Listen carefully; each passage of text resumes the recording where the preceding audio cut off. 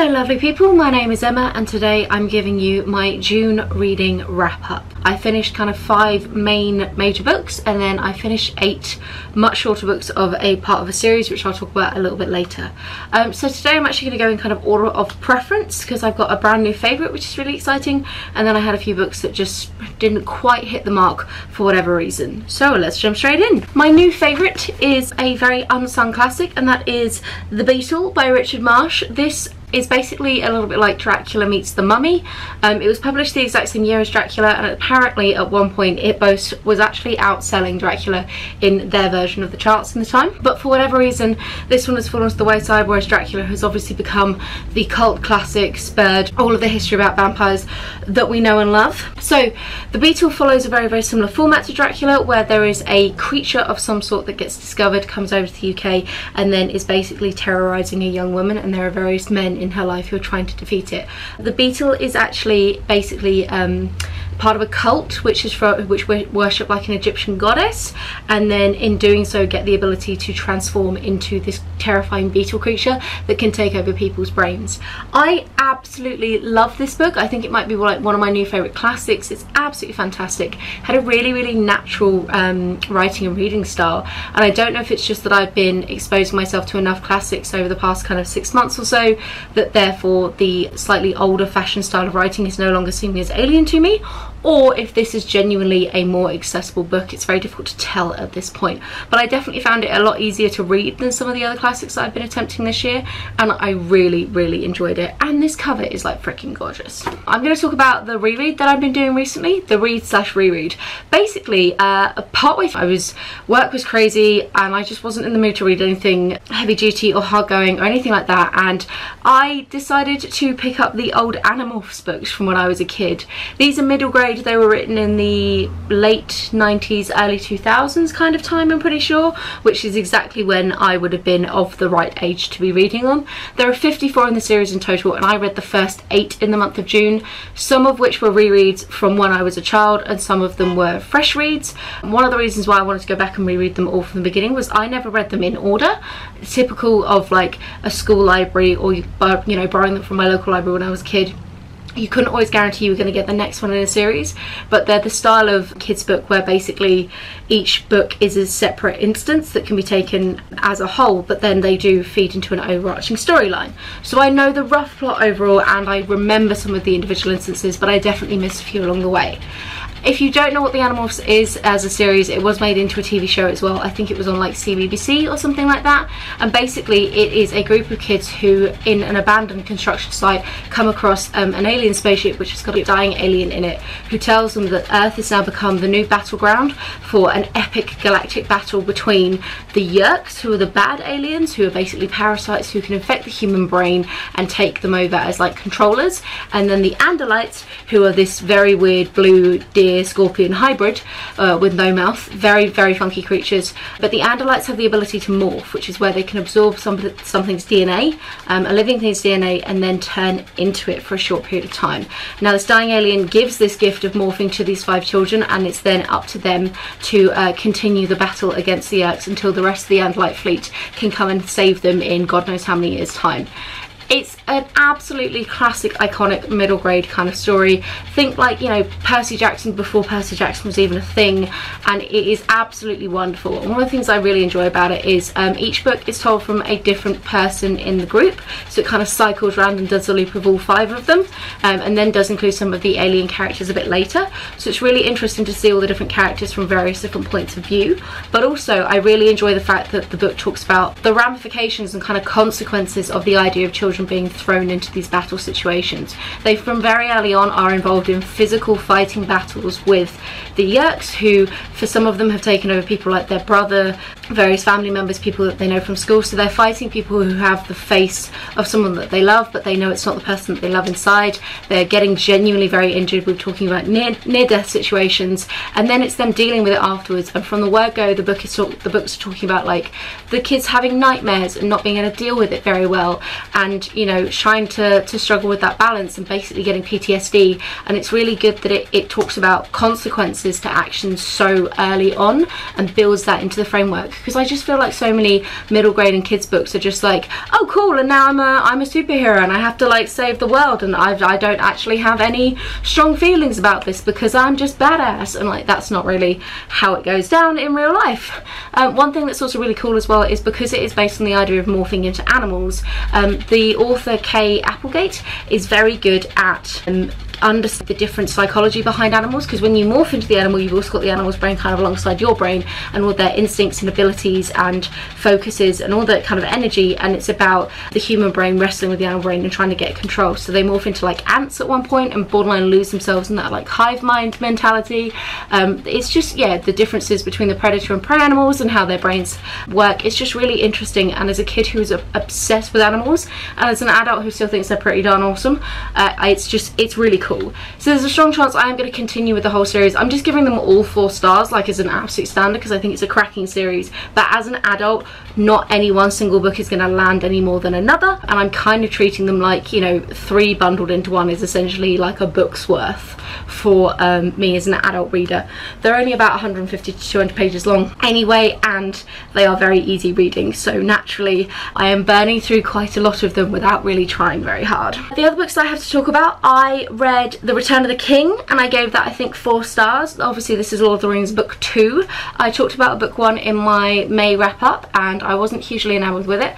Book 2 brings it home. Book 2 is the reason you sit through book 1's extensive singing and walking, and it brings it absolutely home with the Battle of Helm's Deep, the Ents, all sorts of stuff going on with Gollum and Faramir. Life is generally pretty darn awesome. There's not really much I can say about Lord of the Rings that hasn't already been said before. I do think that in terms of some stylistic choices that Tolkien makes in the second, and indeed the third, because I've now started Return of the King, in the second book, I think are better than the first when it comes to things like being able to follow different characters and still like tracking them and seeing what they're doing, rather than waiting until they meet back up and then monologuing, which is definitely what happens in Fellowship of the Ring. You know, Gandalf goes off, does his own thing, and then promptly just sits and tells us about it for pages and pages on end, and I much prefer it when we almost get that camera tracking of different characters. I really love the relationships in book 1. You know, Merry and Pippin have a great, book 2, Merry and Pippin have a great time. Legolas and Gimli are fantastic. I thought that like counting how many people they killed was a gimmick that Peter Jackson did not realise it was in the original text.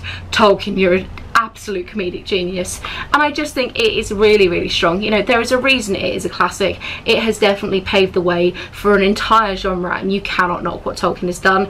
And whilst I disagree with a lot of the stylistic choices in Fellowship of the Rings, Two Towers is where he brings it home, so kudos mate, I am on board. Then I read Illwind by Rachel Caine. This one was okay. We're kind of getting into the 3-star sort of range for me now. All of the books I'm about to talk about kind of didn't really land for whatever reason. Illwind definitely it's one of Rachel Caine's earlier books, and I think that that shows. It's the story of a magic system basically where witches have the ability to control the elements, and they can often control elements in pairings, and if you can control water and air, you become what's called a weather warden, and your job is to control the weather systems essentially.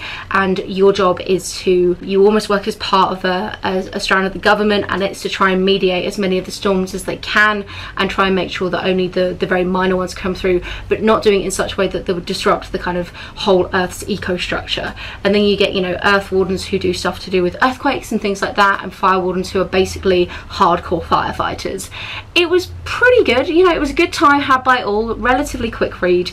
It did have some features of its time period that, you know, the early 2000s that I didn't really enjoy. There was a moment where one of the characters, the female protagonist, basically drink from a guy after going to his house who we know is pretty sketchy and shady, and of course it's spiked and roofied because duh.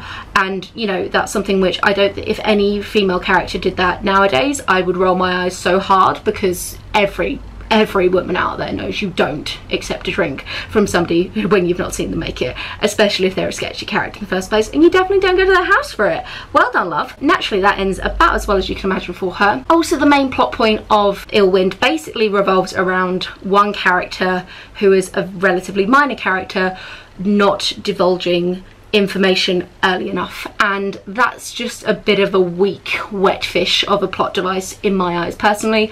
I might continue with the series. There's about 12 of them in the series, and you know, I do like Rachel Caine's writing and I know what she's capable of later down the line, so I think it might be worth sitting through a few books at the beginning while she's finding her feet with this series, knowing full well that it will become much cooler much later. And I really enjoyed the magic system. The amount of detail that we got into about how the weather systems work together was really cool, so I think it's worth sticking around for that. There's also a bunch of things to do with like genies and all sorts of the djinn and things like that, and I think it's got some potential, but I think it was trying to do too much with the first book and really was relying on a few cop-out plot devices to make it work. I also read Marie Brennan's Midnight Never Come. This is the first one in her Onyx Court series. This is basically historical fiction meets fairies. It's specifically in Elizabethan England, and the idea is that Queen Elizabeth, very early on before she becomes queen, makes a deal with the fairy queen Invidiana, and the idea is that they are bound in a pact of some sort, and then you get our very young fairy Lady Loon, who then basically has to uncover this big plot. The pacing was all off in this book for me personally. There was way too much emphasis on the historical accuracy of the Elizabethan court and a lot of the characters in that, which if Marie Brennan was playing with how it went down in reality compared to how it went down in this book and like making certain adjustments here or there to fit her fairy storyline, as somebody who doesn't know much about the Elizabethan time period, I missed that and couldn't appreciate when it was historically accurate to not, which I'm sure there were very clever twists that she did, but as somebody who doesn't know the original, it all went over my head. Also, because we spent so much time in the Elizabethan time period, I felt like the fairy world, which was the one that I was more interested in, the Fae, was completely underdeveloped. The plot pacing was very slow to begin with, and then all happened at once, and your big bad basically bad, and it became very anticlimactic at the end. I also know that book 2 is set like a good 100 to 150 years afterwards, so I'm very skeptical as to whether it's going to continue with the same characters, which means that actually all of those relationships that I was becoming a bit invested in, I don't think we're going to see any more of, which means I'm kind of done. I don't think I'm going to continue with the series. Don't get me wrong, I love Marie Brennan's other one, Lady Trent. I still think that's fantastic, but this is just a perfect example of just because you like one author's particular work doesn't mean you're necessarily going to like the other one, and for me Midnight Never Come just fell a bit flat. And then the final book that I read in the month of June was the reading pick, my buddy read that I have with Amy, and this month we decided to read The Binding by Bridget Collins.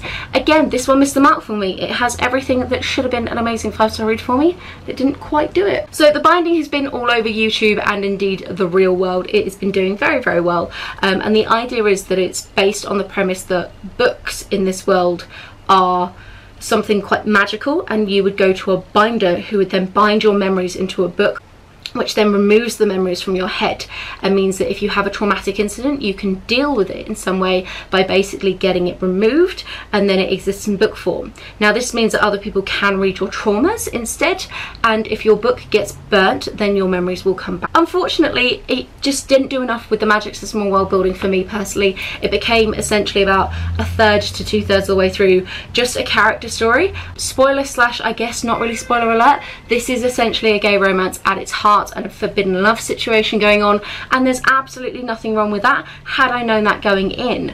But I was really psyched about the world building and the magic system and the books and how do they work, and we were touching on some like social implications and like class systems and how do the rich exploit this power over people who can't afford it, and what does it all mean. And then we've just sidestepped into a bunch of very intense love story, and if you really enjoy the kind of tortured romance situation, the forbidden love, that whole thing going on there is forbidden because it's basically set in a roughly Victorian-y, medieval-y kind of time period where being gay is definitely frowned upon, and so when these two people fall in love, these two men, it then becomes problematic for both their families. I don't feel like that should be a spoiler because that really is the whole major pitch of this book, and I think that if you don't know that going in and you're not really like I guess a romance, like a very tortured romancey kind of person, you're not necessarily going to enjoy this one as much. Like, it definitely sidestepped into just character development very early on, and I'm sure there are people out there who really like that, but that's not me. Like, I'm not really a character kind of gal. I like my plot, I like my world building, I like my magic systems, I like you to have some cool ideas. I don't really care about the people. Call me cold, call me callous, call me whatever you want. I don't really care. So it just meant that this one fell a little bit flat. Pacing wise also, it took freaking ages for anything to happen. Oh my god, there's like 100 pages of just the main character being ill, which again is something which some people might find as a representation very helpful, but from a reading experience as somebody who has never really experienced that, it just kind of was a bit of a downer. Does that make sense? So like, it's a good book, it's well written, but it wasn't for me, and I feel like the gimmick on the blurb is very much pushing that bookbinding magic system, and actually I felt a little bit cheated reading it because we really didn't touch on that anymore. It was a gimmick going in. I think if you liked They Both Die at the End by I'm Still There, you'll probably like the binding, because it's, again, it's taking that slight tweak to the real world and then using it as a jumping off point to explore a relationship, rather than looking at the slight tweak that you've done, if that makes any sense at all. That's pretty much it. Have a wonderful reading week, and I'll chat to you soon. Bye guys.